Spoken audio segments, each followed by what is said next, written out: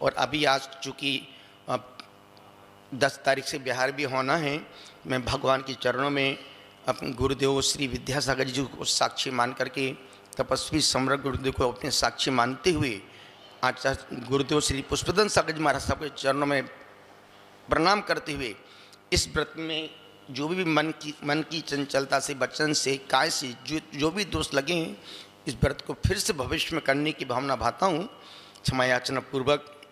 आज फिर से चूँकि व्रत शरण चली रही है, तो अब एक कल रात में पढ़ रहा था, बहुत अच्छा व्रत है, ज्ञान को बढ़ाने के लिए है, पंच श्रुत ज्ञान व्रत, जिसमें 336 दिन का व्रत है ये, जिसमें 168 उपवास, 168 पारना है। इसको हम आगे 2, 3, 1, इसकी कोई तिथि भी नहीं है, जैसा अनुकूलता, जैसा स्वास्थ्य रहे तो उसको उस प्रकार से किसी भी माह की कोई भी तिथि 336 दिन का व्रत है, 168 उपवास, 168 पारना लगातार भी कर सकते हैं, शरीर के अनुसार भी कर सकते हैं।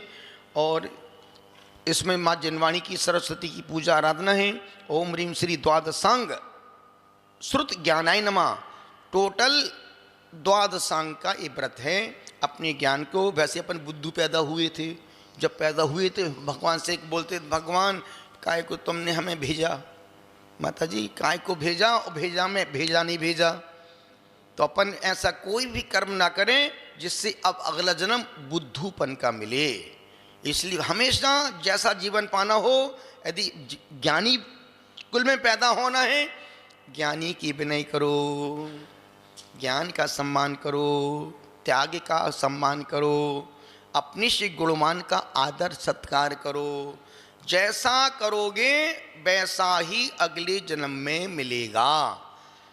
अपनों से बड़ों का अपमान करोगे, जिंदगी भर तुम कितनी अच्छा करो, सम्मान नहीं मिल। कई लोग बोलते हैं मैं खूब अच्छा करता हूँ, कोई पूछता नहीं, इज्जत नहीं मिलती। क्यों? तुमने पिछले जन्म में ऐसा किया था, आज अच्छा करने के बाद भी तुम्हें कोई अच्छा नहीं बोलता है। क्यों नहीं बोलता है? कभी तुमने ढंग से बात ही नहीं की, अच्छे से बोला ही नहीं। आदमी को आदमी समझो, आदमी है, जानवर कोई बड़े धनपति छोटे धन, यदि हर धनपति सोचे ये तो कुछ है, ये तो बेकार है, कुछ है ही नहीं, बेटा अगला जन्म तेरा भिखारीपन में ही पैदा होगा। हमेशा अपने से बड़ों का गुणमान का सम्मान करोगे, जिंदगी में गुण ही गुण मिलेंगे, और गुणवान के घर में ही पैदा होगे। और जहाँ तुमने अपने से बड़ों का अनादर किया, अपमान किया, भली कुछ भी हो, बड़े तो बड़े हैं, एक मिनट भी बड़ा हो, बड़ा तो बड़ा ही है। तो इस व्रत का ये है। और श्रुत स्कंद, जब इसका होगा तो श्रुत स्कंद विधान, इसका उद्यापन समापन होता है, और इसका फल केवल ज्ञान है। तो मैं सोचता हूँ भगवान चरणों में पंचगुरु भक्ति, चैत्य भक्ति, शुद्ध भक्ति, नंदीश्वर भक्ति, आचार भक्ति पढ़ते हुए, गुरुदेव की परिक्रमा लगाते हुए इस व्रत का संकल्प लेता हूँ। शरीर की अनुकूलता होते हुए, जब कभी अनुकूलता होगी, अति प्रतिकूलता, अपने हर उपवास में जल की छूट रखता हूँ। क्यों? मौसम है, बिहार है, कभी लगा कि यार जल ले लेते तो अच्छा रहता, तो अपने उपवास में हमेशा। और एक चीज़ हमने सिद्धवरकुर से शुरू की है।